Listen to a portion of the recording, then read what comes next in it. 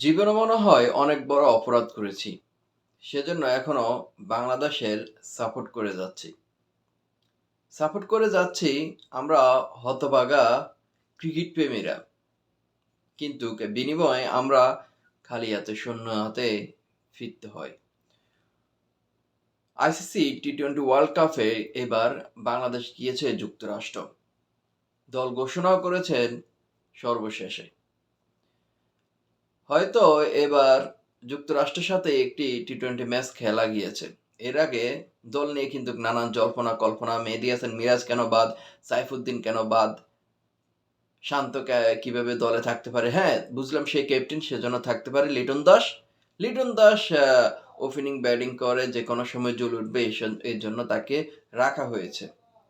যাই হোক, তারপর এখন যুক্তরাষ্ট্রের সাথে খেলা হয়েছে। আমরা কত বড় অপরাধী!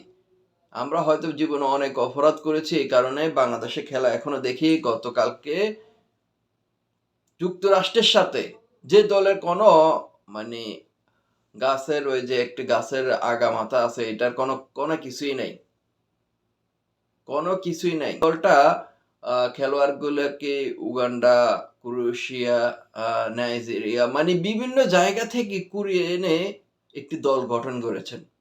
সে দলের সাথে বাংলাদেশ 5 উইকেটে 5 উইকেটে 5 উইকেটে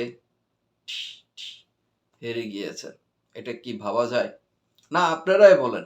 হ্যাঁ, হয়তো আমি বুঝতে পারছি বা যুক্তরাষ্ট্রের ভিসা নিষেধাজ্ঞার কারণে হয়তো তারা হেরে গিয়েছে, মানে নিজে ছেড়ে দিয়েছে খেলাটা, এটা বুঝতে পারছি।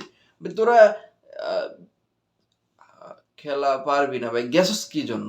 ফিরে আয় ভাই, তোরা ফিরে আয়, দেশে চলে আয়। তোরা দেশের সম্পদ, দেশেই থাক, বাইরে যাওয়ার দরকার নাই। খেলার এখনো পুরোটাই বাকি রয়েছে।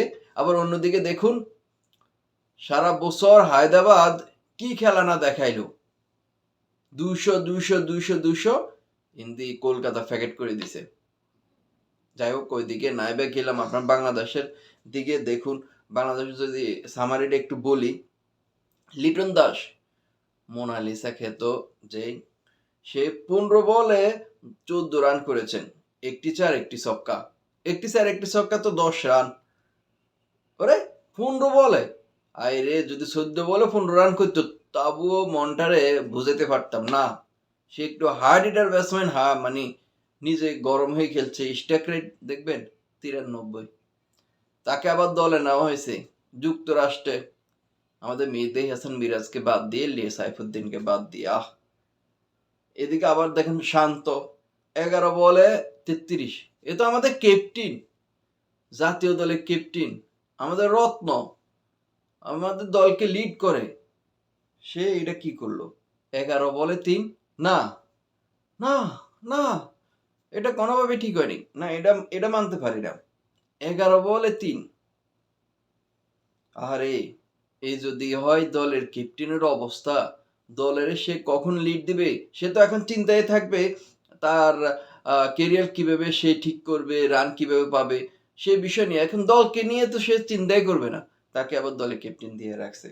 আর এদিকে দেখুন আমাদের মাহমুদুল্লাহ দেখুন, বয়স হয়ে গেছে তার অনেক, বুড়ো হয়ে গেছে, পায়ে এক হাড় আর এক হাড়ের সাথে বাড়ি খাচ্ছে, কিন্তু তার ব্যাটিং স্ট্রাইক দেখুন, হিটটা দেখুন, 22 বলে 31 রান, 22 বলে 31 রান, স্ট্রাইক রেট হচ্ছে 140, দুইটা চার একটা ছক্কা।